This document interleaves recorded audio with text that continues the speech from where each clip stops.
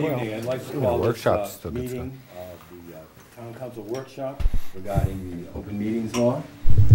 And I'm going to turn this over now, before we begin, with the Pledge of Allegiance.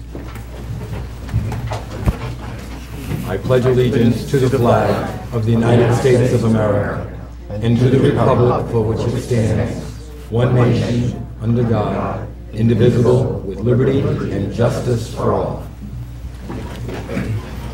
And I'd like to turn this now over to the Town Solicitor, Andrew Tights. Thank you. Am I live here? Everybody can hear me okay? All right, thank you. Thank you all for being here tonight. I know it wasn't necessarily voluntary, but we do appreciate you being here. This is something that's very important to the town, to all of the people of the town. We're here, this is actually broader than just the Open Meetings Act. That's the short title. We're going to be talking about several things. We're going to be talking about the Open Meetings Act, the Access to Public Records Act, which has some very important amendments that were done this last year by the General Assembly, the Ethics Commission rules and requirements, and some general tips and guidelines. And hopefully we'll have time at the end for a little bit of a discussion about working together with boards and commissions and council and so forth, and try to do that. And I do welcome your questions. Please don't hesitate, raise your hand, or if you don't think I saw your hand, cough if you're behind me or something. That's mainly what we're here for. If I get 10 minutes of my prepared material out and the rest of it is all your questions, then it's been a success. So let me just say about why this is important. Because to most of the people out there, you are the government. We overlook it because we're the government junkies, or we wouldn't be here. We wouldn't be in elected positions or appointed positions, volunteers. We're the people who care about the government. We watch it on, not just the news on TV, we watch it here on cable. We read the newspapers. We know about it. But to most people out there, they don't. Most people, their contact with the government is never on the federal level, rarely on the state level. They're not, unless they're hauled into traffic court, that might be their state level contact. And on the local level, unless they come in personally to pay their taxes, they're not going to have the contact either, except when something here. They get a notice of a zoning board hearing. They get a notice of a planning board hearing. There's a town council matter. They get a notice of a liquor license application or a zoning amendment before the town council or some other big issue that people care about. This is when people come to deal with their government. So in a real sense, you are the government. If you remember the old 60s term, the man. You're the man to most people. So it's important, their whole view of government can be affected by how you treat them. And the acts that we're going to talk about, open meetings and public records and the Ethics Commission, they all have a similar goal. And the goal is that you're doing the public's business. So the public's business should be done in public. Anybody should have the right and ability to know what's going on in town if they want to, if they look, that they can see what's going on and find it easily, whether it be on the town website, the bulletin board, or the Secretary of State's website. And that if they go to those meetings and they sit through them, they'll be able to hear and see everything that you heard and said in order to make your decision. That's the ultimate goal of all of these combined. So that's why it's important, that's why we're doing it. That's, in simple terms, what this idea of the public interest is, working for the greater good, the good of the community. Not just the people that are in front of you in your particular room, and no matter how many they are or how vocal they are. That's not the public interest. The public interest is that overall view and making sure that the process is fair and open to everyone. One of the best ways, well, I'm going to mention this a few times, one of the best ways to make sure that the public has that feeling is to adopt rules of procedure and then stick to them. And we have some good and some things here in town that still need work on that, but I think it's important. That's the other thing, that when people come to your meeting and they want to hear and see what's going on or speak, and we're going to talk about that afterwards, that they have that ability to know what the rules are ahead of time. Even if it's a matter of simply the chairman gives a little speech at the beginning of the meeting talking about what the ground rules are, so that everybody knows what the rules are and you follow them consistently. That's important. That's part of the key thing of the public interest. The other thing here, of course, is to make sure that you act within your legal authority. This authority comes down from the federal government, the state government, your town charter, and you have specific defined authority within your role, whether it's the budget committee, the school committee, the council. Everybody has some limits on their authority. And a lot of those limits are what we're going to talk about today, not so much your substantive things like what the school committee can or can't not do specifically with the school, but the general stuff like the open meetings and whatnot. If you violate those, you're acting beyond your authority. And if you do, a lot of unpleasant things can happen to you, the town, and the parties before you. Oftentimes, we see violations that are not malicious. The actual quid pro quo of someone's giving somebody cash in order to vote for them is very rare. Oftentimes, it's just, oh, yes, I know him. He's a good person. This is a good thing. I want to help him out. He's my neighbor. Oh, he's done a lot for the town.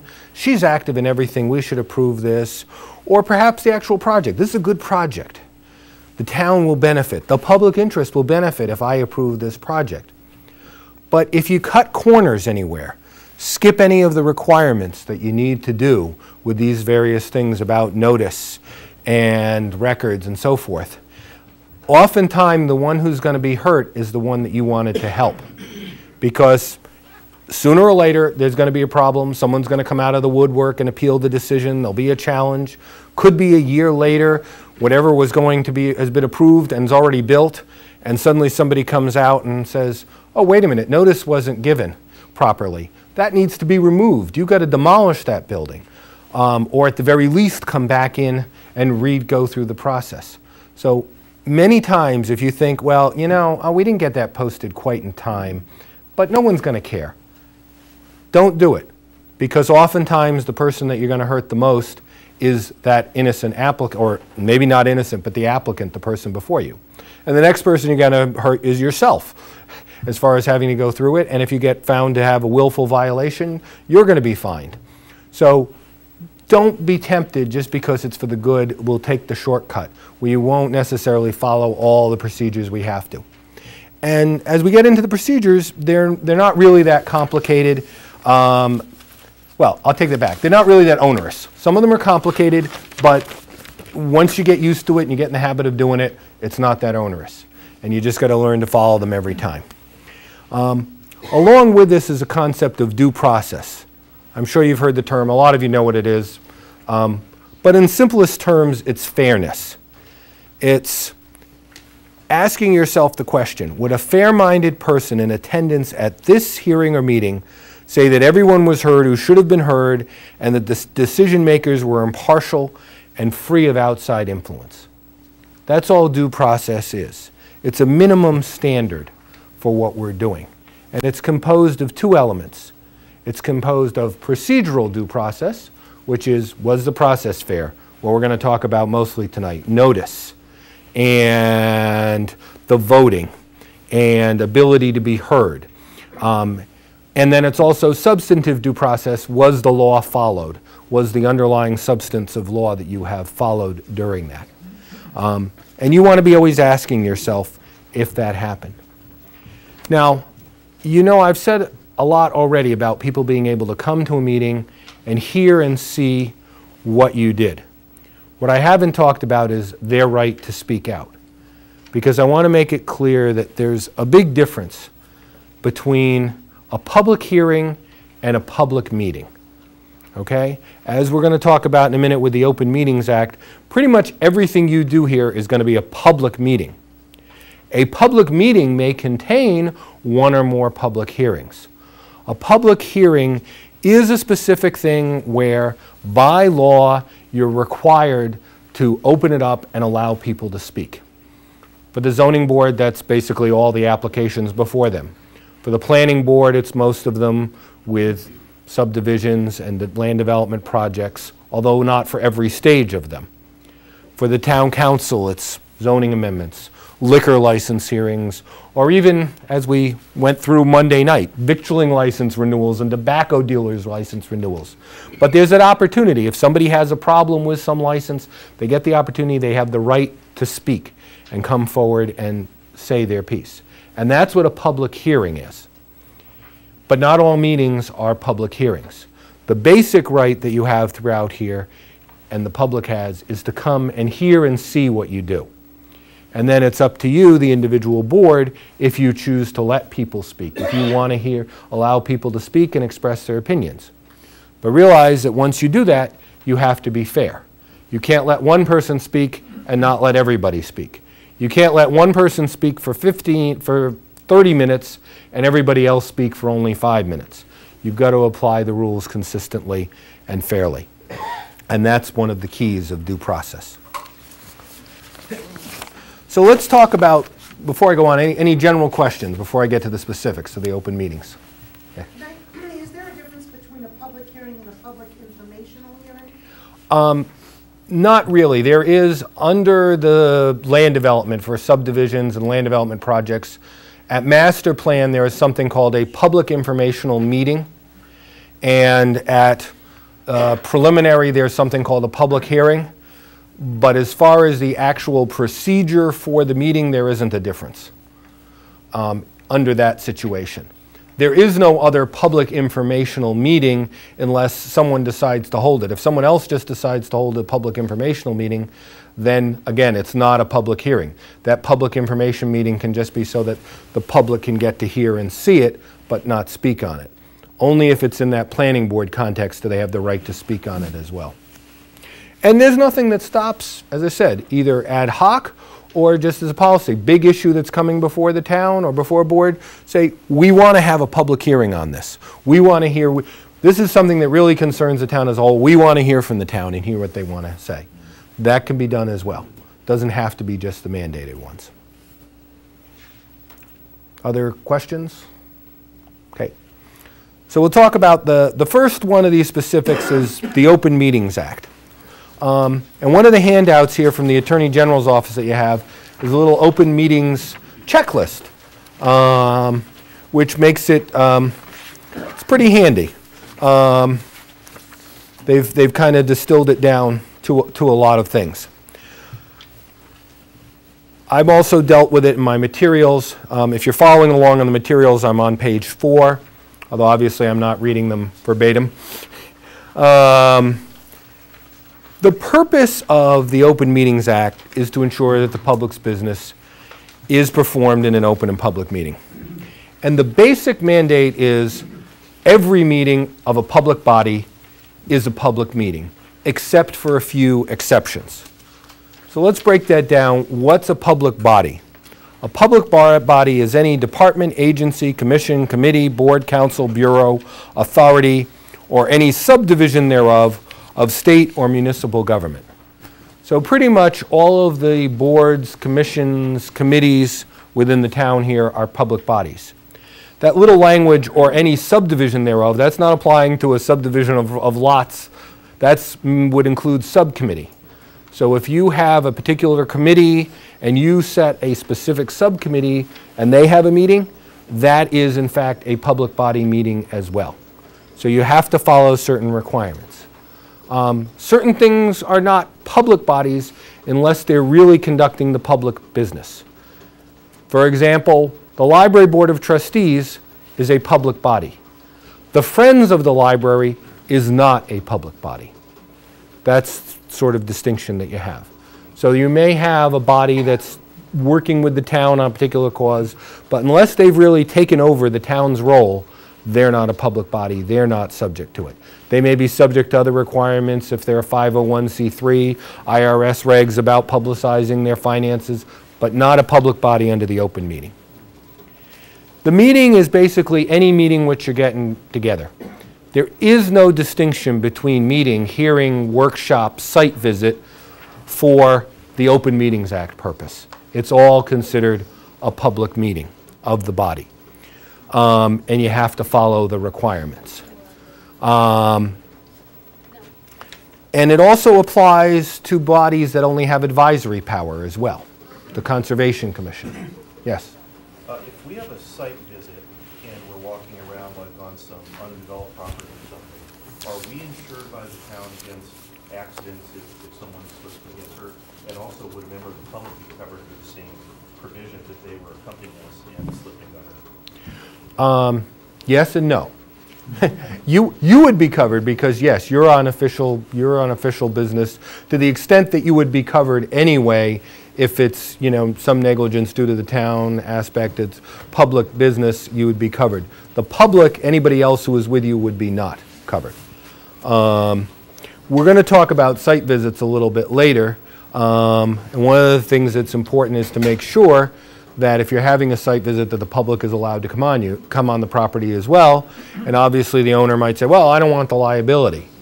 But again, if they're inviting them on the property, it's not the liability to make sure that it's perfect. It's just to make sure that there are no known hazards, make sure that they're taking reasonable precautions. So the owner can tell you, well, don't walk over there, there's quicksand. And if he knows there's quicksand and doesn't, then yes, he is going to have the liability if one of you or the public get hurt there. So, but as far as you in general, you're part of the public town body covered by our insurance policy overall. So, the idea of the key thing that you need to do for a public meeting is provide notice. That's really about most of this. There's other stuff here, minutes and so forth. But the real meat of this is notice. And it's set forth in the Act. It's also set forth in this cheat sheet. You got a couple of different ways of providing notice. First of all, everybody by the first of the year is supposed to post their meeting schedule for the coming year. Okay? Now, that doesn't mean you have to have a meeting every single date that you posted. Just because you said this December you're going to have a meeting every 2 weeks, it doesn't mean you can't cancel them. But you should have a regular schedule based on what your anticipated amount of business is. You can have extra special meetings, which you can add, but there should be a regular date. People should know, oh, they normally meet on the first Wednesday of the month, or they meet on the second Tuesday of the month. Whatever it is, there should be some sort of regular meeting schedule. And you're required by law to post that with the Secretary of State. You put that, post that. So there's the basics so people know when to look for your meetings as a basic. Second thing that's key is this 48-hour advance notice that you've got to post. And 48 hours, by the way, is only 48 hours. It's not business hours. So technically, you can post on Saturday afternoon for a Monday night meeting. Do I recommend it? No. You should at least get it by like Thursday night so you have a couple of business days. Give people that fair notice, even if it would meet the narrow word of the law. It's really strict the other way. If you post it 46 hours beforehand, that's not a legal meeting, okay? You've got to have it 48 hours beforehand. That's the rule. There isn't an exception. You also have to have it posted on the Secretary of State's website so that people can find it. And this is tricky. This is where I talk about the onerous part, because the software on the Secretary of State's website is archaic. So if you post your meeting and then you go in later and change the date, unless you are careful, it will default to midnight. So on the website, someone is looking for your meeting and they might not find it at all, or if they do find it, they find it at midnight. They don't know what time it is, which day, before or after of the midnight. You don't have valid notice there. So you got to make sure that it's there. A practical tip, it's very easy. You can sign up for the Secretary of State's website to automatically send you an email whenever a notice is posted for a particular body.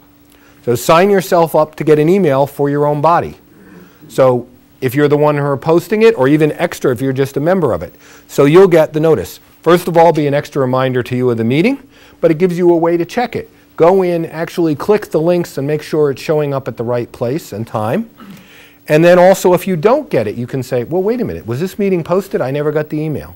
It's a simple thing, but it's one of the ways that you can managed to avoid having these violations and calling me up saying, you know, the Secretary of State's office screwed up, what do? We got to have the meeting, can't I please have it? And I have to say, no. And despite what people would say about my usual answer of yes or no, I do say no occasionally. And that's one of those times I'm just going to say, nope, too bad, so sorry. So make sure you get that posted. Along with that, on the 48 hours, is you've got to post physical copies, and we have it in our town. Here, it's right here on the town hall bulletin board and the library. Those are the two places. Again, it's a regular place. People know where to look for it. They know where to find the minutes. If they're not going on the Secretary of State's website or the town website, which we've also made as a policy that it should be posted on the town website, but there's a place here that can do it. The little extra twist of the open meetings law is that a notice is also supposed to be posted at the place the meeting is held. So if your meeting's held at the Senior Center or up at Judson Street School there, make sure you post it at that place as well, okay, in addition to Town Hall and the library. Okay? Questions? Did I? Yeah. Okay. When you post on the Secretary of State's site, you get an email back saying, this is your proof that you did it. Right. Who or what is responsible for keeping that as a record that in fact everything was done? Is it the town clerk? Is it the individual board? What's our policy? I don't think we have a specific policy, but my advice would be it should be the individual board. You should keep that with your records. You should either just have a separate... We don't keep any of the other official records of that type. The official minutes, the official agendas are kept by the clerk. I'm sorry? Yeah, send it to the clerk then. I mean, it matters less who does it as long as someone's doing it and you're consistent, okay? And if you're the one who gets the email, then you've got to do that further responsibility and forward it on to the clerk. I do recommend, as a default, it's always good, we're going to talk about public records. Send it to the clerk. This is why we want all the minutes and so forth to be sent to the clerk. Just for a good historical reason, too, because she gets the minutes, she's going to put them on the town council agenda. They're going to be indexed with the town council records. So 20 years ago, 20 years from now, rather, when someone's looking for something, instead of having to necessarily go to that whole wall of file cabinets or that row of boxes in the basement, it's in there somewhere, they'll be indexed through the council records and they'll be able to be found easily. So that's one of the reasons we do it. Vivian, the posting at the location of the meeting place, Yeah. is that a must, or is that something that's nice to do? No, that's a must. Is that the community center, we Yeah. have to post it there? You have to post it on the bulletin board at the community center at least 48 hours ahead of time as well, yes. That's a must of the law. But it's not open all the time, I mean. I understand that. It's in addition to the one here in the library, but it's a requirement of the law that you've got to post it at least two places, and one of them has got to be where you're meeting. So if you're meeting someplace other than here in the library, you're effectively posting it 3 places. So you need to send it over to Kate or whoever at the... I was going to make a mention on that, though. Use the mic, though, Nancy, please. Lots of times I have accepted or told the board, if you're trying to post it here, you usually just email it over to Leona or I, and we're careful about making sure we get it up, and we usually send something right back to you saying, okay, it's posted at the town hall. But what I want you to make sure you do is that you get that response back from us, because in some cases, you're emailing these after the 4 o'clock time, or we've left, or I'm not in that day, or whatever, and you sent it just to me, and if you don't get that email right back saying, okay, it's up there, it's posted, you've got to call here to let us know, hey, I sent you that, and you were too busy to look at your email, will you get it and post it for me? Because that is a problem. And we do, the library is very good about accepting this with us, and Kate will too. But again, Kate is not always present there. You've got to, if you don't get that right back, yes, we did it, you've got to call her and let her know. As I tell my kids, you know, it's not enough to send the email and assume it's read. Make the phone call as well. Yeah. If we have a site visit off-site, say to Fogland Beach, Yes. where do we, No, that's not a meeting here, where do we post? You don't have to post a site visit. I mean, that is not in the law, but I will tell you, I mean, because that's going to be impossible. You're not going to be able to post it at the actual site or someone's home or something like that. So just the here at the library would be enough for that. The other question I had is, I know when the clerk gets our agendas, they stamp them in, there's a timestamp and all of that. How do we know, or how if somebody were to challenge, I don't think you put it at the library, how would we prove it ever got posted after the fact? I think they do keep a track They of may it. clock in too, but once we've clocked it in, we know you sent it at that time, and you'd have your email time that you sent to the others, but as long as there's an official clocked in one, and we clock everything in the clerk's office. Just love it. The problem never comes up when it has been posted. It's always when it's not. I've yet to see someone make a complaint saying it's not posted, and then we find it's been posted. It's always the other way. Yes? Over. When I sent emailed the notices of the Budget Committee meeting to both the clerk's office and the library, I've always gotten a response back from both confirming that they have been posted. Okay, that's good. So the library is sending the responses too. Yes. That's good. I'm glad to hear that, and that's a good practice. That's what we want to make sure. And if you didn't hear from them, you would call up and ask them, did they get it? Okay. Further questions specifically about Open Meetings Act notice before I move on? There are exceptions to the Open Meetings Act as far as getting together and whatnot. One of them's right here tonight, okay? We've got quorums of many of the boards and commissions and committees here tonight. As long as you're not getting together here tonight to discuss your business, that's not a meeting, that's not a violation of the Open Meeting Act. We have posted this as a meeting of the town council. It's a workshop of the town council, just to give it some form, but it's okay to be at it. Now, my advice is, don't all sit together. Don't all congregate in the corner during the break and start talking with one another. That creates the problem, the appearance that you are, in fact, you're doing the public's business in private. Similarly, social gatherings are all right. Believe it or not, there was a situation just over in Bristol. 5 members of the town council are at a big Christmas party, and someone filed a complaint saying, violation, there they are. And that is a valid exception. If you're at a social gathering, that's a valid exception. Although, same thing, it can't be a ruse. If you're at a party with 50 people, it's fine to have 7 counselors there. If 7 counselors decide to meet with just 7 counselors and 7 spouses or others for a dinner party alone, I'm going to be hard-pressed trying to tell the Attorney General that no business was discussed. And again, when you're at the party, say hello to one another and so forth, but don't go off in the corner and start talking to one another a lot. That creates the perception. Same thing. I know it's a small town. You're there in the coffee shop having your coffee. Somebody comes in. You're a 5-member board. Somebody comes in. How you doing? You're talking. Then a 3rd person comes in. You're just socializing. I understand that. It's life. We're not asking you to give up your life. But don't have them sit down and spend eat your breakfast together. Say hello. Say greetings, how's the family, and after a few minutes, go your separate ways, go to different ends of the shop, so that the public doesn't come in and see, oh, there's 3 out of 5 members of the zoning board sitting down together talking. What are they doing? What sort of shenanigans are they planning? You got to watch out for that perception. So you can't, I'm sorry. Yeah. So you can't, if your committee has accomplished something really good, you can't go out and have a celebratory. Not really. Not really. You have to post it. You have to post it as a meeting. Post it as your committee's holiday party, and inviting the public to come as well. So. Not paying for them. Okay. It's actually a little bit hard because there's a little kind of catch-22 here. On the one hand, I want to say, well, if you're going to do it, make sure you do it in public, so at least the public's aware of it. You're not hiding in someone's house. And on the other hand, I want to say, no, do it at your house, because the public just means that they're all going to see you there and you're going to trigger the complaint. So my advice is, avoid it if you can.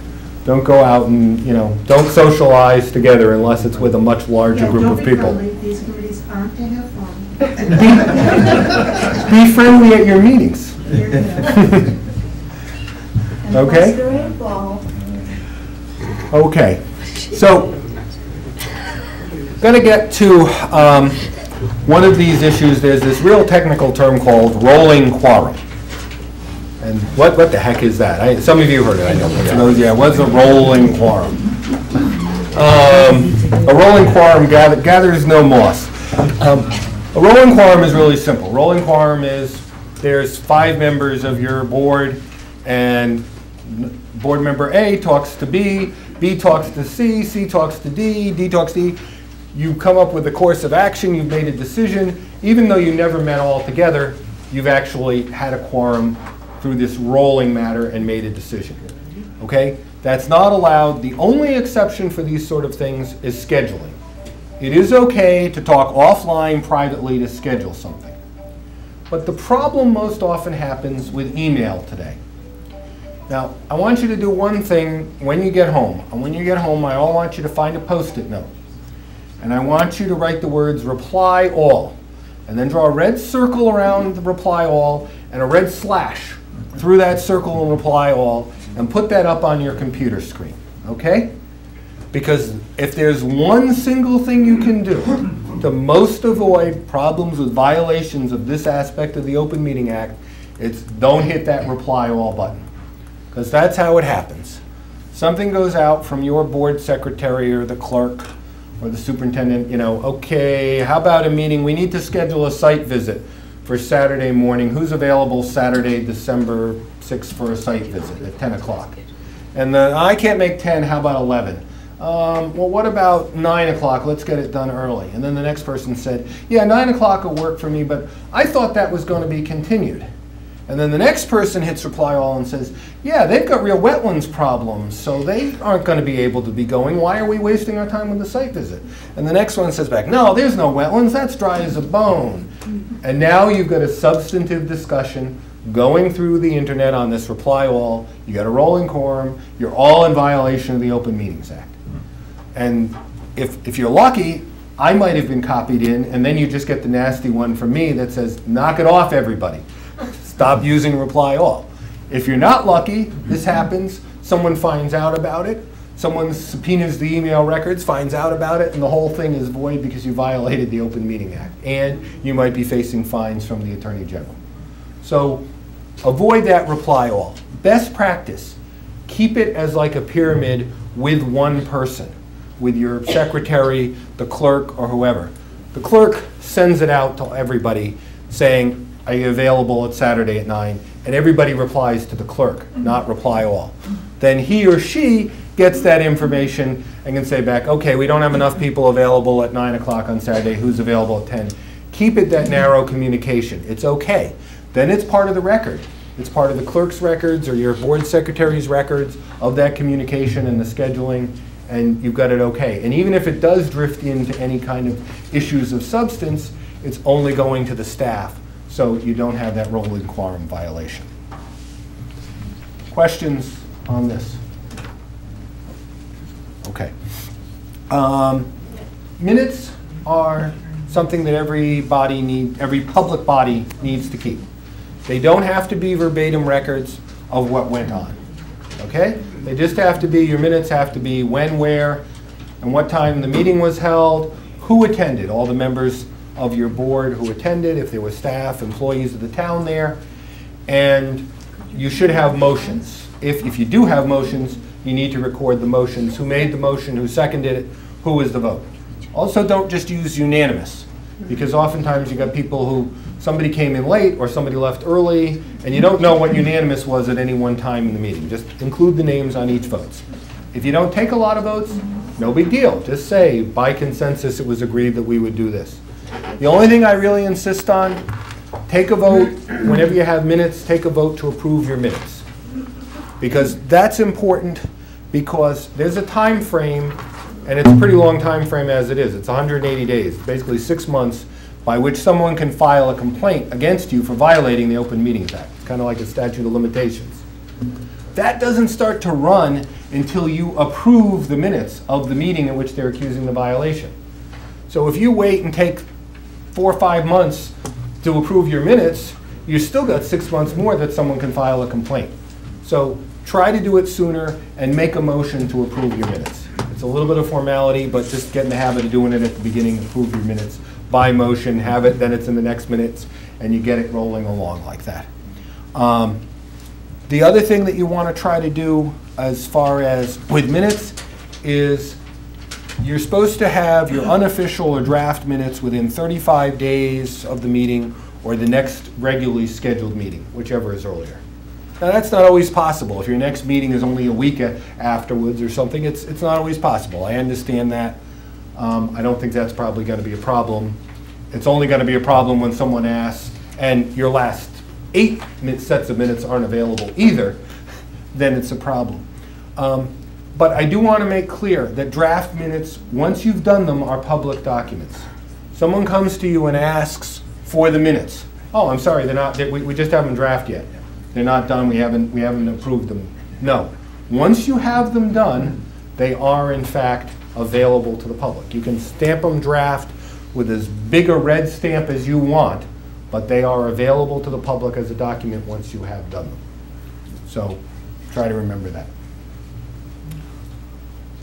Other questions about minutes? Yeah.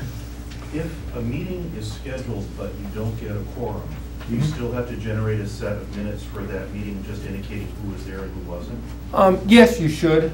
Just indicating the number of people were here and no quorum. And the one thing that a body without a quorum can vote to reschedule the meeting and move it to a different date. So that would be something that you would probably have in the minutes, okay? You know, well, only 2 of us showed up and we agreed to continue it to the next monthly meeting, or we agreed to continue it to December 18th at 7 o'clock. Be a real short 2-paragraph minutes, but yes, you should have it. Because it's a problem, I'll tell you how it comes up. Public records request had it earlier this year with a particular housing advisory board in another town. And we're looking around and dang, if we can't find, minutes are missing. And we're going crazy trying to find the minutes. No, what happened was they didn't have a meeting then. But there was nothing to tell us they didn't have the meeting. Right, so, an agenda, but no right. So do a 2 or 3 sentence set of minutes so we in the future can remember that there wasn't a meeting there. Okay? Yes? Does the public do they have rights or access to other draft documents produced by any particular commission, board, whatever you want to call it, prior to the final documentation? Not for most things. Well, it's yes and no, and I'm going to get to that. I'm going to put you off, though, because I am going to get to that when we get to the records. There is a specific thing. So if I don't, make sure you remind me. Excuse me, Andy. Yeah. I mean, maybe I heard him wrong. Are you telling that you can have a meeting without a quorum? For the purpose of convening for rescheduling, you can. Yes. And that happens, I mean, the snowstorm one, there's something, you know. I mean, you could even have just one person show up. We've done that in certain circumstances. Oftentimes, it's like if there's a weather thing or something like that. Or if some big hearing, the applicant's canceled well in advance, but you've sent out, you know, $500 worth of certified mail, and you don't want to have to do that again. So you're going to have at least one board member or council member come, convene the meeting, announce that it's being continued to this particular time and date, and then recess the meeting. That you can do without a quorum. You said the draft minutes Yes. are public. Yes. Does that mean you have to keep a record of them after the smooth are approved and posted? I think it's probably a good idea to keep the draft ones, not throw them out. They should be in the file. I don't think you necessarily have to. It's a recommended practice. Legally, no, you don't. Once you've finalized your minutes, you don't have to keep your draft minutes. Other questions? Yeah. Would a member of the public challenge any revision or any change between the draft and the final minutes? Well, they can, which is that's why the minutes should be approved at a public meeting. If they want to challenge it, that's the time to do it. That's the time to challenge it if they want to. And it's really, I mean, the minutes aren't necessarily, you know, gospel about what happened either. There may well, in many of our meetings, we have stenographers or tape recordings going, or we have it on camera with a DVD. If that should make a difference in what's in the minutes, it could be challenged that way. Probably in court is how it'll happen. The minutes aren't really meant to be the legal basis for the underlying decision of what the board does. They really just meant to provide the underlying basis for the legality of that meeting. That's all the minutes are doing. The decision, the zoning board decision, or the planning board decision, or the council, the decision that you issue, and that's a whole nother seminar about writing decisions and so forth, that's the document that people might challenge. Okay, did you have proper findings of fact? Was it based on something that wasn't in evidence, so forth. But the minutes really aren't the underlying thing for that, unless there's nothing else but the minutes. But minutes record votes. They do, that's correct. So if there is a conflict between what something shows, I mean, you would have to reconcile that. Minutes can be inaccurate, both negligently or maliciously. Yes? So what would the instance be in which the draft of your minutes would be available to the public? Well, you meet every... I'm trying to imagine how that happens. Oh, okay, you meet every month, okay? And the minutes are done a week later. And maybe I know sometimes you might circulate them to the board, right? When they're done, at that time, someone comes from the public and says, I would like a copy of the minutes from the last meeting. And we're going to get to that in a moment with the records and how they have to go through. But the answer is yes, they are entitled to a copy of those records. Once you've circulated them or filed them with your secretary or clerk, or once they exist, if the public can identify them and they exist, then the public's entitled to them. Is it possible for a group to submit the draft to their own commission or board at the meeting, have them approved, and then at that time, that's when they get sent to the... That could happen. Is that a normal... Okay, yeah, that could happen. I mean, and that probably is the norm. We have 9-hour secretaries, and Yeah. you know, we have people who do Right. it well in advance. So. If it happens, that's what I'm saying. If you don't have it, then it's okay. I'm just saying, but if they do exist, they do have to be made public if someone asks for them, and that's the framework that comes up. No, there's no requirement other than by the next meeting or the 35 days. That's the legal requirement. Okay, thank you. But I have seen it many times. I've been on it myself. I've asked, you know, I've been to a meeting and now I want to see the minutes afterwards, and they say, nope, you have to wait till the next meeting when they're on. Until they're approved, we can't give you a copy, and that's just dead wrong. That's okay. If they exist, you got to be given a copy of them. Okay, thank you. Okay. There's a whole series of exceptions for why meetings can be closed. This is starting on page 5. There's a list there for the purposes that they can be closed, discussion of job, character, or physical or mental health of a person or persons. I'm not going to go spend a lot of time on this because most of the bodies around here are not going to be taking advantage of these exceptions. Okay? The council, yes, dealing with collective bargaining, litigation, and acquisition or disposition of property, you know, yeah, we're beating a lot of time in executive session. The school committee, I think, has various reasons for executive session too that are fairly frequent. Most of the boards here would not.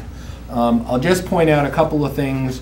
One is this thing about if you are meeting in the situation where you're discussing this character, fitness, mental health of an individual, the right to hold it in public lies with the individual.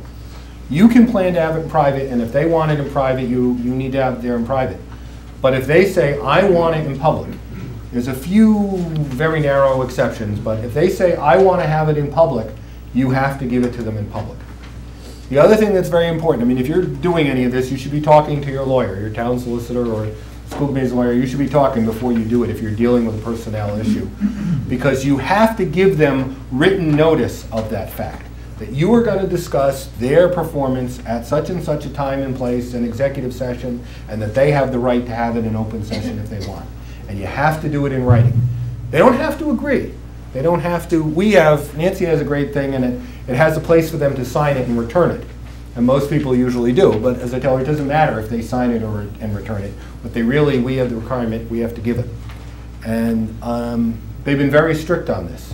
The example I give was that we gave us another town council was meeting to discuss whether to get rid of or keep the town manager. The town manager knew this. The town manager showed up early to unlock town hall. And the town manager was there, and the solicitor, wasn't me, but someone close to me said, do you want to be in this meeting? And the town manager said, nope, I'm fine, I'm in my office, if you want me, come and get me, I'm fine with them meeting in private, I don't need to be there. Okay? No question, actual notice was provided. Someone, not the town manager, but someone else filed a complaint. And the Attorney General, they didn't fine us, but they said that was a violation because the town manager should have been handed that written notice of it. So it's one of those things that I refer to, it's not complicated, it's onerous, it's a pain, but it's just one of those things you got to do to comply with the law. And whatever action you took at the meeting without it is void. So that could be a real problem if you miss something like that. The other exception, particularly I'll note for Tiverton at this time, is number 10. This is at the top of page 7. Any discussion of the personal finances of a prospective donor to a library. So if you've got a big donor, you can meet in executive session under this exception and be sure that you can provide privacy to any donor who wants to remain private. And there's a sister provision to this under the Public Records Act too, that says if someone's donating money and they want it to be kept anonymous, that is not a public record. So, yeah. If the person wants to make a donation to a 501c3 organization like the Tiverton Library Foundation, that would be a wholly separate thing. That'd be a wholly separate, right. Yeah. If he wants to do it directly through the town or meeting with the library board of trustees, or perhaps the foundation has got the offer and you want to meet with the trustees to talk about it, because maybe it's going to entail naming something or whatever, that can all be done in executive session. You just have to post it. You know, the library board will be meeting in executive session under RIGL whatever, subsection 10. Okay?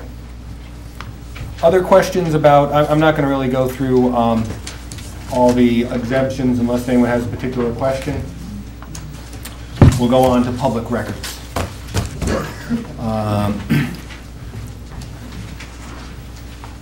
So I want to tell you the Public Records Act, you got a discussion of it in my materials, and you also have a couple of other documents. You've got a horizontal section, looks like this, talks about changes, because this was drastically amended as well. So you've got two things there.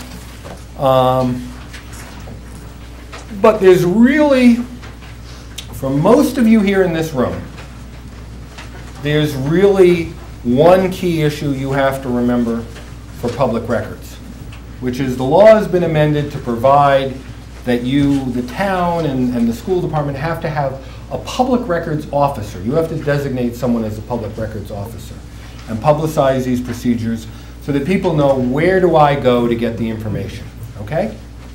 Now, in the school department, that is, the superintendent is the public records officer, and the business manager is the alternate for it. Am I right on that? Yes. Is the alternate for the public records officer. For the town, we've split it up 3 ways. If someone's looking for criminal records, arrest records, things like that, from the police department, anything to do with a criminal investigation, not police pension or payroll records, but anything dealing with law enforcement, it's the police chief. For other than that, it comes to the town, and where we have an elected clerk here, we've split it up. And we've got the procedure so that if it's something that the clerk would handle, such as land evidence records, or probate court, or municipal court, and actually, even though we've got an elected treasurer, she's agreed to have it under the clerk. It would be the treasurer's office, whatnot. The clerk would handle those requests. For everybody else, the employees, department heads, and so forth, it would be the town manager, town administrator rather, who's going to handle those requests. He's the public records officer for that. So we've got 3 public records officers in town, essentially 2 once you split it off from the police. And they're very strict timetables. For the police arrest records, it's as short as 48 hours in some cases. For the other stuff, it's 10 business days, although that can be extended if it's a particularly voluminous request and so forth. So here's the thing that you have to remember that all the rest of you have to remember. You may get a public records request. It does not have to be on the form. We have a form to provide. Here's a form if you're looking for information. But the law says it doesn't have to be on that form. The law says if it can be identified as a public records request, it has to be treated as such. Okay? So you're at your particular meeting, committee, council, whatever meeting, and someone comes up to you and says, here, I'm looking for this information. You say, no, it's not me. You got to go to the town clerk. And they say, no, I elected you. You work for me. You're part of this board here. You take my request. And they spin off and they walk away from you. And you're left holding this letter asking for certain public documents. And so there you got a public records request in your hand.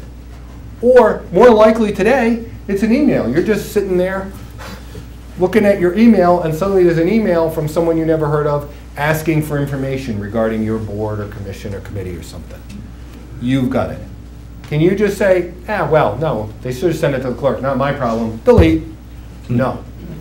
That is the other most important thing that you take away from tonight, along with the don't use reply all button. If you get anything that remotely looks like a request for public information, you've got to get it quickly to your public records officer, okay? Whether it be Nancy or it be Jim or it be the police department, you've got to get it quickly because they've only got that 10 days to respond. So if you get something that looks like a request, you've got to get it to them. And if it's an email, same thing we were talking about the notice. Forward the email to them, but if you don't hear back in a day, oh yeah, I got your email, thanks, call them up. Hey Nancy, I sent you an email. Someone looks like they're looking for information. I forwarded it to you. Did you get it? Or better yet, do that phone call anyway. Okay? That's the most important responsibility that you all have out there. In a way, it's made your job a lot easier by consolidating it down. But it is important. You can't just ignore it and say, well, it's not me. They should have gone somewhere else. And for some of you, it's less, but for staff people and whatnot, the law provides if it's readily available information, then they don't even have to submit it in writing. If it's something that you have readily available, let's say like, planning board records, the application of someone, if they just walk in the office and say, I'd like to look at it, you've got to provide it to them. And they don't even have to tell you their name. If they don't want to give you their name, they don't want to have to. Someone could come in, fill out a records request, leave their name blank and say, okay, I'll come back in 10 days and get it. They don't have to give you the name and they don't have to give you the reason why they're looking for it. Now, we just had this last night with Michael Field from the Attorney General's office.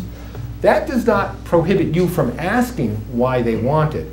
And in 99% of the time, it's actually going to be helpful. People come in and they don't really know what they want.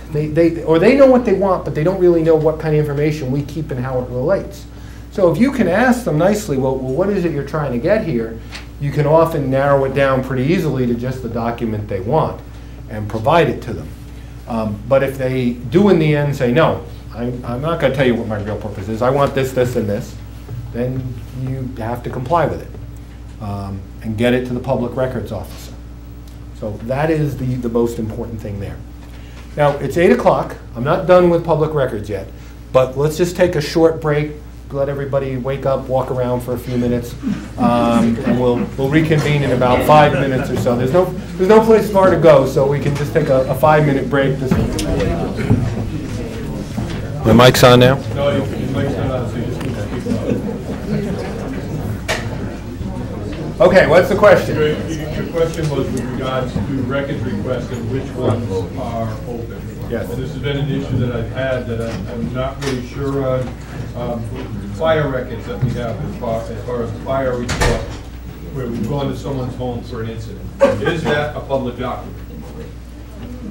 I would say probably yes, particularly now under the amendments to the Public Records Act. One of the key amendments that the General Assembly did was instead of having a whole list of categorical exceptions, they put in this balancing test there and talked about individually identifiable records, the disclosure of which would constitute a clearly unwarranted invasion of personal privacy pursuant to the Freedom of Information Act. Those are confidential if it would create a clearly unwarranted invasion of personal privacy. Otherwise, they're public. So it used to be just if it was a personally identifiable record, you'd say, well, okay, it's not a public record. But now it has to be an invasion of privacy And you, of course, are totally familiar with all the case law on the Federal Freedom of Information Act, I'm sure. So you could tell, I guess, I don't think it's great to do that. I prefer to have various black letter barriers and tests on this. But I would say, you know, the basic information, yeah, if you responded to an incident and so forth, where it was, the name of the person, the address, and so forth, is public information now. Correct, and I would agree with you on that, but if I have a record that says I went to Andy Tyke's home, we conducted an investigation during that investigation, because that's all spelled out in the report. Now that becomes identifiable information. That's correct. So now does that become private or still open? Can we, and if it is, can we deduct any of that information out of it? Well, you certainly need to redact anything that would be otherwise protected by law. You know, if you put down my social security number anywhere in there or something like that, you would need to do it. It's also not public during the course of the investigation. But after the investigation, unless it's otherwise protected information under some other statute, I think it's a public record. Okay, we may have to talk more on that, because there are certain aspects of that can put a lot of our personal information out there. Right, and I will say, I think there's a difference too. If you're going there for a fire versus if you're going there for an emergency response with medical. Right. Because most of the medical stuff is going to be, that otherwise protected is going to be protected by HIPAA, so that would not be public. Certainly any of the condition, you know, with the medical conditions and what was wrong with them and so forth. But just with a straight fire, that's going to be public in 99% of the time. Thank you. Other questions? More on what we're talking about the Public Records Office, but go ahead. And I haven't forgotten yours back there. Can the public request to receive the specific agendas ad infinitum? Not the yearly summary, but the specific agendas be sent to them every time they're prepared? Well, actually, they can do it right now under the Secretary of State's website. That's what they do. Anybody, not just the person who submits it, but anybody can sign up and have a copy of an agenda. Whenever an agenda is filed for a particular body, have a copy sent to them. I mean, I do it myself. A lot of the Providence City Council committees, which meet on the bare minimum of 48 hours notice half the time. So I've signed up for them so I can get that email.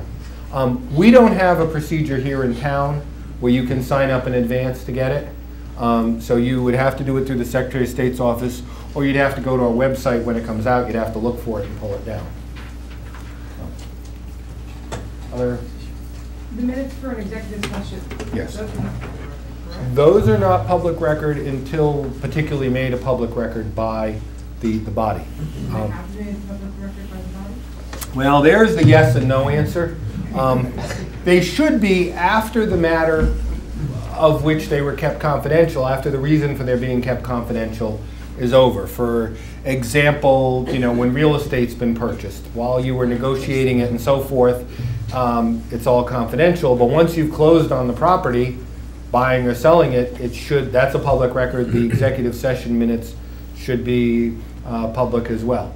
Most litigation records should be public after the matter is concluded. We need to do a better job here. The clerk and I have talked about it. It's always one of those projects that we're going to get to try to go over regularly and get more of the old executive minutes made public. And we've done the first stage of like collating them all together, but we haven't gone that second stage. It's always easier if you do it as you go along. When you have to go back several years, it becomes a daunting task, but it's something we will be doing. And certainly if someone asks for it, if someone asks for the executive session minutes of a certain meeting, and a look at those minutes shows that there's no valid reason for keeping them confidential anymore, they should be done. Now, it should be put before the body to vote to make them public, but that would be the procedure. Is there any instance where you can keep them sealed forever?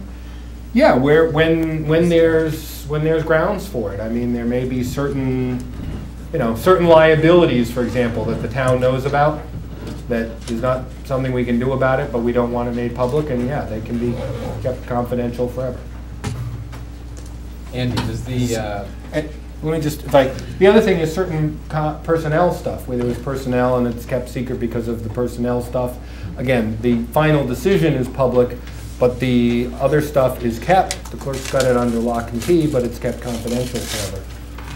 I guess the forever is a technical thing. At some point, whether 100 years from now or something, it'll be available to historians.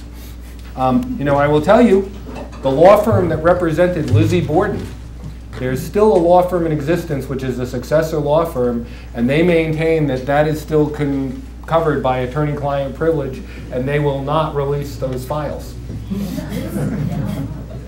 So, sorry, Brett. When you make, for meetings, executive sessions that are recorded or otherwise with audio recording or whatever, I suppose you could videotape it, but when you make the executive session minutes available to the public, or you release them, does that also make the recorded versions of the meetings open to the public as well?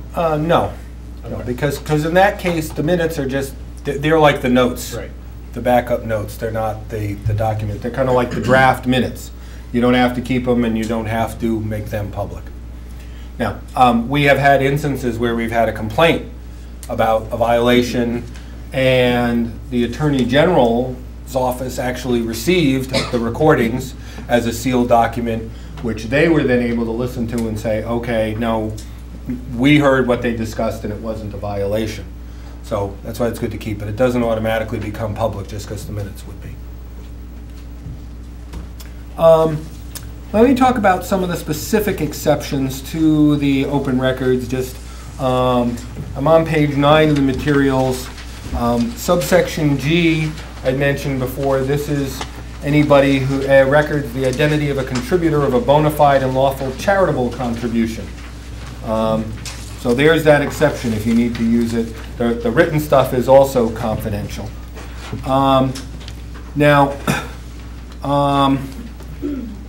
K, I think, was the question that I had before about what about preliminary drafts, notes, impressions, memoranda, working papers, and work products. Provided, however, any document submitted at a public meeting of a public body shall be deemed public. So the answer then is, for most of the things, if it's a work document, if it's a draft that's being worked on, it's not a public document. Particularly, this is more for the staff and the employees of the town. Because if you're the member of the board or commission and you're working on it, the only place you're legally supposed to be working on it is in a meeting. And therefore, you've hit the second part of it. If it's there at a meeting, it becomes a public document. But if it's just something that the staff's working on, a memo from the administrator to the council, working on a policy, we're preparing even an ordinance, and we're still in the draft and going back and forth, that's not a public document until such time as it's brought forward at a meeting. Okay? Yes? Does the body have to make copies available for the public, or does the person from the public, just think of the reams and reams of paper that we go through on the public meeting? Good question. The law requires, Access to Public Records Act requires that people have the right to inspect and copy if they want, okay? So, in fact, that's come up. You can't force someone just to get the copy and say, okay, fine, I'll give you the copies. That's going to be at 15 cents a page. That'll be $434, please. If they want to just look at it, they have the right to look at it. Best practice tip, I always say, is to provide the information and a packet of Post-it notes and say, okay, here's the information. Go through, put a Post-it note on what you want a copy of. And then they can see what they want, and oftentimes people don't want to necessarily copy everything if they can just look at it. Do what you have to do to make sure that they're inspecting it in a public place so you don't have people stealing your records or pocketing anything. But that's really the best way to try to do it if someone's got a real voluminous request. The law also provides that if you have it in electronic format and they request it in electronic format, you have to provide it. You don't have to convert it. You don't have to do any work to change it to a format you don't have. But if you've got it in Excel spreadsheet and they say, would you email me the Excel spreadsheets, yes, you have to do that. The spreadsheets? Well, whatever the data, if that's what you're working on, yeah, that's your public documents. You have to provide it to them in the format if you have it. But let me finish there. So I just would be concerned about, I mean, well, if you send someone a spreadsheet, what is to prevent that person from changing it and then coming back and challenging the decision? if you send someone a hard copy of a spreadsheet, what's to prevent them from whiting it out, writing it in, and re-photocopying it? Because they point it out. Well, but they re-photo. I mean, I understand. You know, so then you can you can take the extra.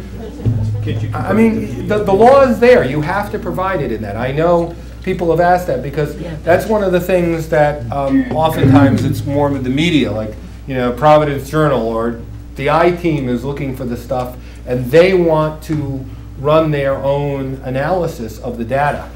And they say, and the courts have agreed with them, it's not fair. The person who's providing the data, if the agency is collecting it all in some sort of database format, they can't just say, okay, well, we're going to put it all on PDF, and you have to re-enter all that. If it's in an electronic format, that can be, now if it was in a CAD/CAM or some licensed format, you don't have to convert it to anything. But if they ask for it in the format that you have to give it to them in that electronic format.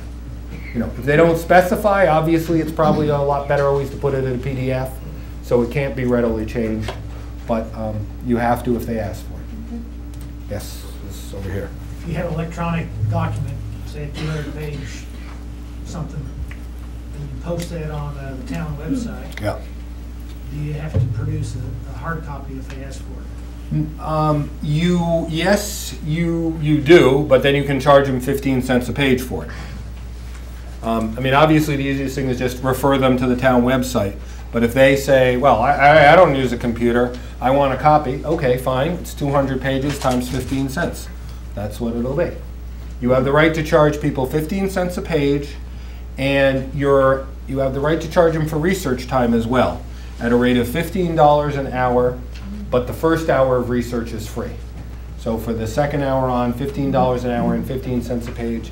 And if the town or body incurs extra costs, you have the right to pass those costs along. You can't put a markup on them, but you can pass it along. Say somebody wants copies of 24 by 36 plans, and you've got to send them out, and it's going to cost 25 bucks for it to make the copy at one of the blueprint places. You can charge them that, and you can provide them the estimate ahead of time, and they have to give you the money ahead of time before you provide the documents. Yes? You've said this a couple times, Andy, and as you say it gives me a moment of pause. You're saying if it's an electronic document, it's on the town website, they're requesting to see it, just send them to the website. I'm not disagreeing with you. How do we document that we gave them the information they needed? Great question. And we be getting to that ever, but I'll do it now. You got to respond to all these in writing, okay? Real situation here in Town Hall where we were found in violation of the Public Records Act. Someone came in and they were looking for information about a contract. They were unhappy. They hadn't gotten the contract. They were looking for information about the contract that had been awarded. They went into the clerk's office and they asked for like 6 different things. And the people at the clerk's office were very helpful. I don't think Nancy even was there that day. But people were very happy. They gave them 1, 2, and 3 just like that. Here you go. Number 4 and 5 are downstairs in the treasurer's office. You need to go down there, just ask, they'll be happy to give it to you. And number 6, we don't have. This just isn't something we keep here in town. It's not our document. Okay, we think we've satisfied them, right? We don't hear anymore until the letter comes from the Attorney General. A complaint has been filed. So you have to respond. What we should have done, and now we do, is respond in writing. Here's 1, 2, and 3. 4 and 5 are in the treasurer's office, so we get 4 and 5 now, since Nancy's a public records officer, including the treasurer's office. And we don't have number 6. It doesn't exist. Or the same thing, if you're referring them to the website, then you send them back, and the request came in by email, send it out by email, print a copy of the email that you sent out saying, here's the link to the town website, it's right there on, 3rd item down on the right or whatever. So keep a copy of that response, and particularly if you don't have it, it's actually, I think, even more important if you don't have the document, keep a copy of that response where you told them, we don't have this document. That's what you have to do, that written writing. Onerous, yes, but also simple. Andy? Yes. Perhaps maybe you should have a form or something that just, because a lot of people come in and just verbally ask for them. And they Right. consider that, you know, that, and if you have it readily available, I just Right. send them, I just get it for them. It's a lot easier for us to handle right at that time Right. than it is to sit there and do it. Right, and the So law- once I've given it to them, perhaps I should just do up a form or something that says. I don't think you have to give You them. don't even care about them. I don't think you have to give them a form if you give them what they ask for. I mean, that's what the law says. The readily available stuff you should give them. They don't even have to fill out a written request for it. It's more important when you don't have it. That's when you should have a form saying, you've asked for this and I'm sorry, but you know, we don't have it. And either here's where you can find it or just we don't have it. And the responses on emails back and forth, that would serve the same thing, right? That's As- correct, yeah. As saying, okay. And it's probably a good idea to print out the emails and keep them in a separate, you know, file marked open records, public records requests, so you have them there. So an email does count as a written response, but just make sure you're able to document it. Yes? As a member of the Board of Commission, if you take your own notes, so to speak, preparing for meetings, Yes. are they open to be subpoenaed or part of public records at any time? Yes, they're open to subpoena. No, they're not public. They're not public records, okay? Because they're that notes and so forth, impressions, so they're not a public record that anybody can come and request. If there is some sort of lawsuit, then they could conceivably be subpoenaed. We obviously try to fight those subpoenas. The worst ones are where they want to, you know, subpoena your whole hard drive and look at every email you ever sent and whatnot. But we obviously try to fight that and say, no, it doesn't matter what your notes were. What matters is what the vote was and here are the official records. But obviously, some people will try to get it. So I guess I would say, if you think you've got anything to hide, yeah, you should probably shred your notes. Or better yet, don't take it. You know, don't be like the guy who, in New York, you know, bought the jewelry at Tiffany's and to avoid paying tax said, you know, send it to, he was having it delivered in New York and said, send it to my place in New Hampshire where there's no sales tax. And right on the fax wrote, send it to my home in New Hampshire, paren, wink, wink, close paren. So don't, you know, my first advice is don't violate the law. My second advice is if you do, don't put it in writing. Yes, sorry. So if we shred it, that's okay? Well, you should If your go to own records notes, destruction. They should be going to records destruction. Yeah, I well- shred all my pads. Well, if it's I'm just, on the personnel board, so obviously after every meeting, I get rid of my notes. yeah, if you have your own personal notes, you can get rid of them and shred them. If you're the secretary of the board or anything like that, you shouldn't be shredding anything. You should be dealing through Nancy and records destruction, and we should be keeping them for a certain number of years.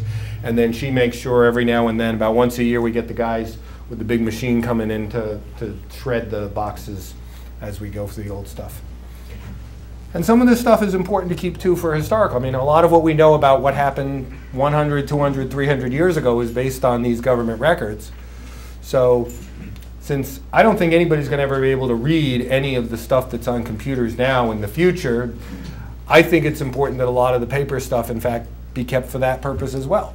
Even if it's not going to be public for a long time, it should be kept for historical research. So. And there are policies on that, and you send stuff to the state archives. If you're out of room and don't need it, but it shouldn't be destroyed, it goes to the state archives.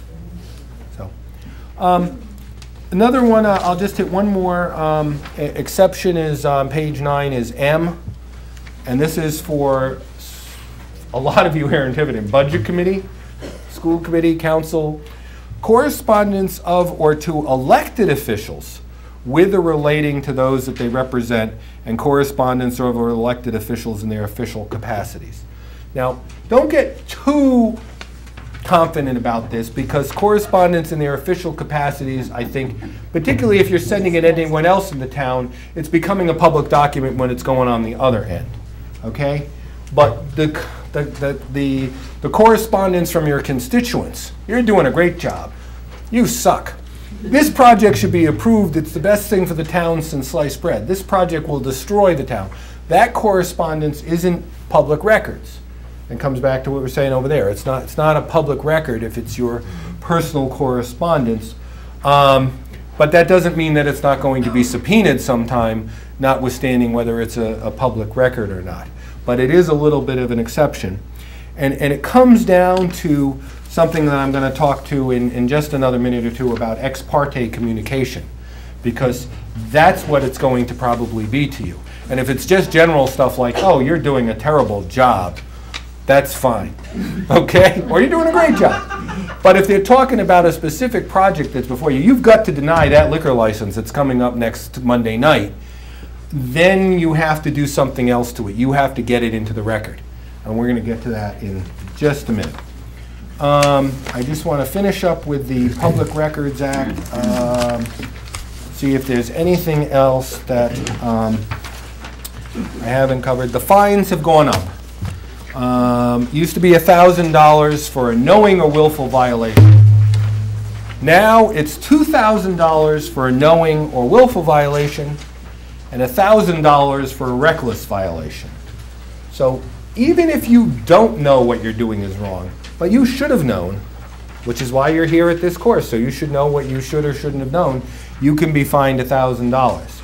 So if someone hands you that request, and you just, for information, and you just sit at it and don't get it to our records officer so that they can respond, you're conceivably could be liable on that $1,000 as well, or $2,000. Is it likely? No. Is it possible? Yes. So make sure you move those along quickly to the records, the public records officers, and obviously they know that they've got to respond, and we have to respond in a timely fashion once we get it. And I think that's all I had on the particular thing, unless there are any other questions on public records before we go on. Oh, okay. Ethical behavior. I'm on page 12 if you're following along. Problem with this, remember, all these rules are cumulative. You've got to follow the Open Meetings Act and the Public Records Act and the Ethics Commission's rules. And if they provide multiple requirements, you've got to follow all their requirements. So the Ethics Commission is actually almost like a fourth branch of government in Rhode Island. It's created by the Constitution. We got our executive, legislative, judicial, and ethics. It's set up by our Constitution. And the Ethics Commission, I'm not going to get into the merits of how good they do their job or not or whatnot, but they do have requirements. The key thing the Ethics Commission is concerned with is conflicts of interest, and particularly financial. Is someone going to get a financial benefit or detriment as a result of some action that they're taking in their public capacity? That's really the utmost key. And their solution to this ties right back into open meetings and public records. Public. Get it out in the open. Make sure that the public knows and has the opportunity to see and hear what's going on. They do this in a variety of ways. They do it with their annual filings, which many of you are subject to. Not everybody, but most of you are. For those of you, if you're subject to the Ethics Commission annual report, remember, it's like income taxes. It doesn't matter whether they send you a form. If you're supposed to file it, you got to file it. So if come mid-April you don't have the form, you take it upon yourself. It's really easy. You can go to their website, download it, whatever, submit it, but you need to do that. The idea being the public has a right to know if you've got some underlying financial interest that might affect your decisions on something, they have the right to know what it is. The other thing too is it extends beyond just you personally. It extends to your family. And family goes out quite a bit. It basically goes out up to but not including first cousins, okay? Includes parents, step-parents, half-sisters, step-sisters, aunts, uncles, nieces. It includes all that people in a fairly extended family up until, once you get to the first cousins, then you're not legally a family member, as far as the strict definition. It also includes business associates.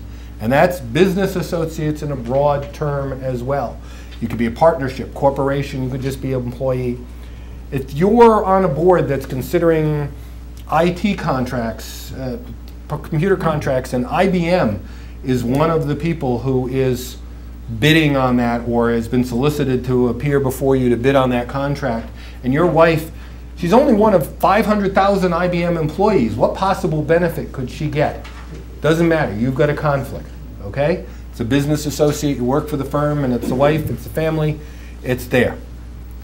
And then the third thing that comes up is nonprofit organizations. And there's actually a pretty good test most of the time, although the Ethics Commission has started waffling on it, in particular with the Tiverton Yacht Club. But Tiverton Yacht Club aside, the basic rule is if you are just a member of an organization, if you're a member of the YMCA and they're coming before the board, it's okay, it's not a conflict, okay, if you're just a regular member. If you're one of the board of directors, or if it's your church coming before your commission and you're on the church vestry or something like that, then you have a conflict. That's what it's deemed. If you're in some governing role with a nonprofit, that's considered a business relationship too. If you're just a member, then it's okay. So those are the key things. The other key thing is to remember that 95% of this is common sense. What I used to refer to as the Providence Journal test, but maybe that's less knowledgeable now, maybe we'll go, but here's the thing. Ask yourself, if this were right across the front page of tomorrow's paper, how would I feel? And if I don't have a conscience, how would I feel about my mother or my children reading this about me tomorrow morning on the front page of the paper, or perhaps now on the patch somewhere on the internet, if it's not going to be, you know, just the one paper? How am I going to feel when they're seeing that?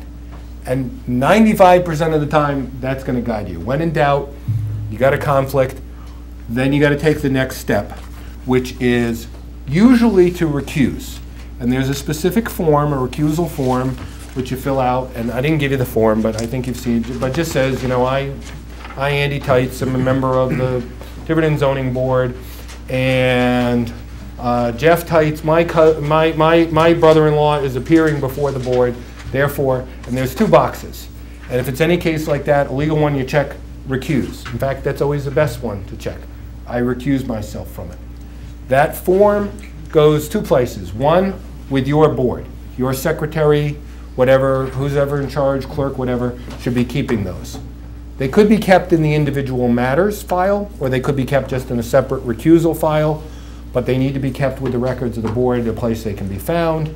And another copy goes to the Ethics Commission. That gives you the protection. There is a second little box that says, let's say it is my cousin, okay? It's not someone that legally is a conflict. It's my cousin. So I think I can hear it. So you can do that, and you could check it and say, and I think I can still hear this because although he is my cousin, we don't have contact. I only see him every couple of years at funerals and weddings, okay?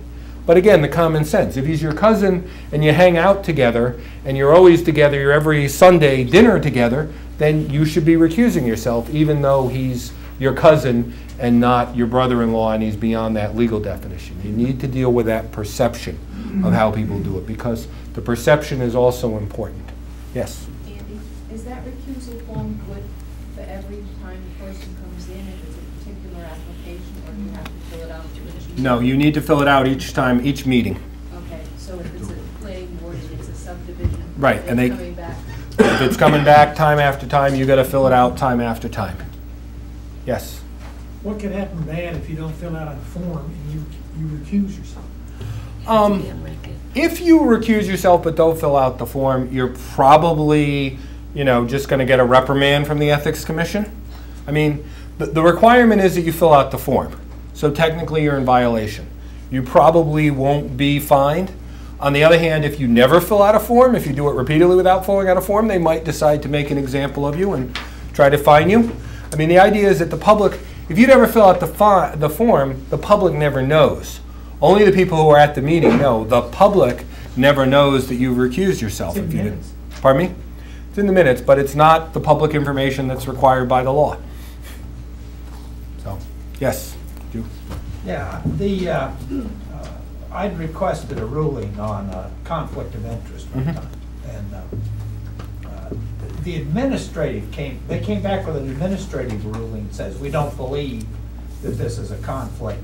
but they caveated it subject to later decision Right. of the, Yes. you know, where are you if they come back, the administrative staff tells you there's no conflict, you rule on an item, and then later the Ethics Commission says, no, there is a conflict. Well, you know, again, you're probably in the same situation. They're probably not going to fine you. They're probably going to fine you or in violation, but they're not going to sanction you or punish you at all. But certainly now, we tell everybody, if all you've got is the administrative ruling, you better wait till the commission meets, because there was a time when the commission pretty much rubber stamped all the administrative rulings. Now they don't. So you may in fact have the administrative ruling may say, we don't think there's a conflict, and the commission overrules it, you got a conflict, and you're stuck.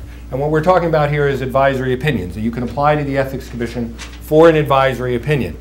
And that will either tell you you've got a conflict, you can't do it, or if they do tell you upon a vote of the Ethics Commission that you don't have a conflict, then you're safe, then you're protected. So, I mean, remember, these, as long as none of you have any enemies anywhere, no political enemies, and as long as you don't have anybody on the other side of any issue you're considering, I don't think you have to worry about it, because the Ethics Commission won't come looking. But if you do have any of those things, you might as well expect it, because they'll file the complaint with the Ethics Commission and they'll have to come looking at it for you. Is the Yes. form online somewhere? The recusal form? I believe it is. I believe it's on the Ethics Commission site, I think. It's not on the town website. I don't know if it's on the town website. All of our board secretaries and stuff have them, and should have them at the meeting, should have blank ones at every meeting. Just ask Nancy if you don't have it. Yes? When a board member refuses themselves on the paper, what are they supposed to do physically? Good question. And it's here in the materials, but leave the room is the best thing you can do. You must get up from the table and leave the table. My advice, best practice, leave the room, go home. If you know it's something that's a conflict coming ahead of time, get it scheduled as the last item of the night so you can go home early. But that's the best thing you can do, is leave completely. The next best thing, go to the back of the room, sit in the back of the room. But you can't stay at the table, you can't participate at all, recusal is totally out of it. And don't do like a former town council president of a neighboring town and sit in the front row and send hand signals to your colleagues about, or by the, you know, maybe just not even deliberate, but just the character of your facial expressions and concerns and grunts and whatnot. You're subject to a complaint, a true situation, okay? So that's why I say go to the back of the room and just sit there. If you're in here town hall, go to the conference room, go out, and if you don't smoke, go out and stroll around a little bit if it's not freezing out there. But get out, get as far away as you can from the actual activity. There is a difference from abstaining and recusal. Abstaining is a particular thing where you're not voting. It has nothing to do with the ethics stuff. It's, for example, maybe something has been going on for several months, you've missed a couple of meetings. If it's one of an advisory issue or the planning board, zoning board, you have to have been there for it all everywhere. But maybe you just don't feel you've got enough information because you missed it, so you're not going to vote. You're abstaining. Realize, by the way, that an abstaining is effectively a negative vote. If you're counting votes and so forth, the abstaining, it's not a positive vote, so it ends up on the negative if various quorum issues come into play. As far as you're present for a quorum, but it ends up as a negative, but it still has nothing to do with this. Abstaining is not enough. If you've got a conflict of interest, you can't sit there, participate in the discussion, and then say, well, I'm abstaining, I'm not going to vote because I have a conflict. You got to recuse. Term of art, get up, get away from it. And you should do it as soon as you know about it. Sometimes it does happen. You might be in the middle. You're in the middle of a long planning board hearing, and suddenly some engineer gets up to present testimony, and you didn't know this engineer was going to be presenting testimony, and you know your sister-in-law works for that engineering company. Do it right then. Say, oh, I've just seen Joe Schmo of this. My sister-in-law works for his company. I need to recuse myself. Stand up, get the form, go over to the secretary, get the form, fill it out, go to the back of the room. As soon as you know there's a conflict, act on it. Don't wait till after he's testified to do it. Okay? Andy, just a Yes. quick clarification. You said that when you abstain, you don't change the quorum Yes. ratios, but when you recuse yourself from a vote, you do. You do, that's correct. Okay. So if you recuse, you're changing the quorum. If you abstain, you're not. It's as though you weren't even there. Exactly, which is what we want. We want you not to be there, and so that's how it affects that as well. So, I mean, and that's why we have issues. Sometimes you got, you know, so many people have to recuse that you don't have a quorum, and we have rules of necessity issue, and I'm not going to get into the details of that at this late date. When they come up, we'll deal with them shortly. Yes? Does a person have to abstain from approving the minutes of a meeting they didn't attend? I don't believe so, but everybody does it. So, as far as I know, I mean, again, you're not swearing that these minutes were true by approving the minutes. You're just approving them as the business of the committee, that, okay, these are our formal minutes. You know, if no one who was at the, I wouldn't approve minutes if everybody now at the next meeting, none of you were at the previous meeting, if you could have that situation, which you probably couldn't without having a quorum. But no, you don't have to abstain approving minutes even if you weren't there. Although we do it. We do. Do you have to give a reason for the abstention? You do not have to give a reason for abstention. You do have to give a reason for recusal. We consider abstention for wimps. If you're going to abstain, you shouldn't, other than like not having been there to hear the testimony, to hear the information, if you're going to abstain, you shouldn't be on the body. One former solicitor told us we had to give a reason. Well, Wasn't you?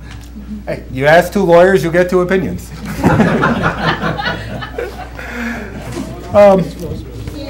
Yes. So abstaining should be pretty much not even, unless you don't have all the information, it shouldn't be the norm as a voting. That is correct. It should be. Should be an unusual occurrence, yes. I'm sorry? It should be almost a very rare exception. It's a yes or a no.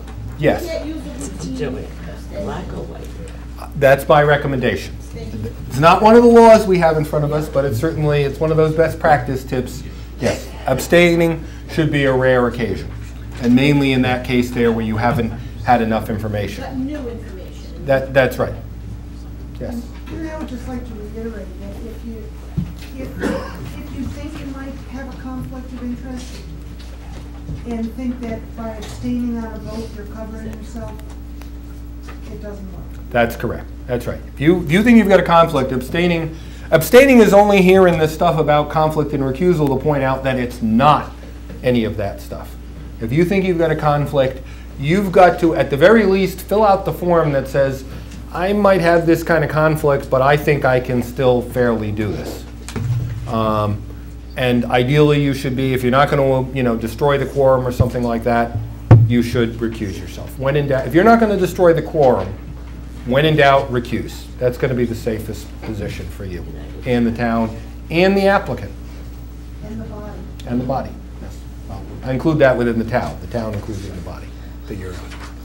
So, okay, I'm going to talk about one last thing here, which is ex parte communication. And ex parte communication is, and I'm on page 14 if you're following along. It's where you've got communication related to a specific subject matter outside of the public forum, without the public having the benefit of hearing what's going on or seeing what's going on. And as I said, you get that situation, you're a zoning board member and you open your email one day and there's an email from one of the objectors to a project that's coming up next week telling you why they're against it and all the things, all the reasons why. Or you're a council member and that you've got something there. What do? The key is to turn that ex parte communication into part of the record. Get it out in the record. Forward that email to your board secretary. Forward it to the clerk. Say, I got this email. He prints it out, puts it as part of the record. If it's something that you might at all be using and whatnot, someone sent you information and You want to say it, get it out at the meeting. Say, you know, I received an email, which I provided to the clerk, which suggested that there might be a problem with wetlands there. Can you tell me, Mr. Smith, are there wetlands there? You've gotten it out on the record. You've cured the problem by making it part of the record, which, as we said, is our goal with all of these. So that if someone has the energy to come and sit through all their meetings, they can hear and see all that you've heard and seen. The other big situation is, you know, again, the small town. You're at the supermarket, or you're in the coffee shop, or whatever. We don't have as much with being online at the landfill. That was always the place before, you know. Saturday mornings at the dump, right? You're there, people come up to you, they start talking to you, and they start talking to you about a particular case that you haven't finished hearing yet, or started hearing, you haven't made a decision on. You've got to try to stop them and say, you know, that's very good, but I can't really talk about it now. You need to come to the meeting and tell me what you think about it. You gotta do it that way. And of course, oh, no, I can't be bothered going to the meeting. Well, then you need to put it in writing. Put it in writing, send it to the zoning board secretary. Put it in writing, send it to the town clerk. That's what you gotta try to do. Now, it's even harder if you're elected, because if you want to continue to be elected the next time, you can't blow everybody off in the first 30 seconds. So you probably have to stand there, listen to them for 3 or 4 or 5 minutes before you say that. You know, this is all very well and good, but I'm still got an open mind. We have to wait to the hearing. You need to come into the meeting, come to that public hearing, and say what you just told me so that everybody can hear the benefit of what you've got to say. And if they say, oh, no, I can't go, well, then you need to make sure that you send it in writing, send it to the clerk. And then, as again, if they send you the email privately, get it out there to the clerk. That's what you need to do to that ex parte communication, to protect you, to protect the people, to protect the town as well. And also on the field trips, the site visits. Don't go alone where you're going to be talking to people, where it's going to be talking to the neighbors or talking to the applicant.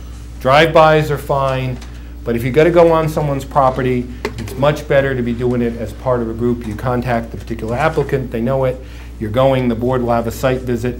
You might not even have a quorum of the board show up for the site visit, but at least you've done it. You post it on the Secretary of State's office that you're doing it, you've done it publicly, no one can say afterwards, oh yeah, they were talking privately, they got secret information. Well, you could have come for this site visit. We went to the site visit, and even if you don't have a quorum, you can then report back at the meeting.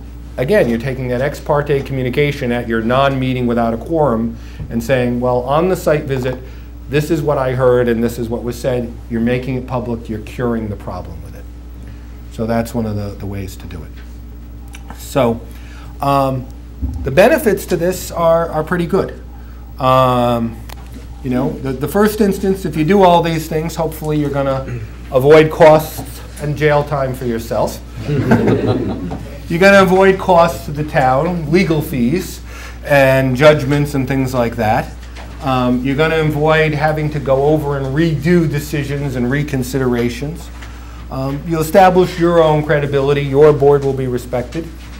And as I said in the beginning, if you do, hopefully people will feel good about their government. The government, the town, and the government as a whole, if you do these things. So, questions on anything at all? Yeah. Can you comment briefly on who's legally allowed to speak on behalf of the town as like a member of the board or that sort of instance? Well, it depends on the situation. Certain things are governed by statute. For example, the planning board, if there's an appeal before the zoning board, the planning board is supposed to designate who's representing it. There should be one person there at the zoning board meeting representing the planning board, whether it be an attorney or the planner or the chairman of the board or a member of the board. It should be one person. And if the other people want to speak, they're just speaking as individuals, not members of the board. And that's a specific statutory scheme, and that's kind of the general thing as well. If you're coming, you know, the board should decide if someone's going to, okay, we're going to designate Charlie to go to the council meeting to talk on behalf of us. If not, absent some official action of the board to designate someone, then everybody is really just talking, if they're going to some other forum there, they're talking just in their individual capacity. Same thing with the council. You know, they're going, yeah, I happen to be a member of the town council, but these are my concerns. But they're not talking on behalf of the whole council unless the town council voted and said, go tell them, we're designating the president to go to the zoning board and tell them how we feel about this issue. What if a reporter contacts you and says, what is your board's opinion of this? I think you could say, I can't tell you what the board's opinion is other than referring you to the documents. That's what I think your answer is. Or send them to the town administrator. Sorry, Jim.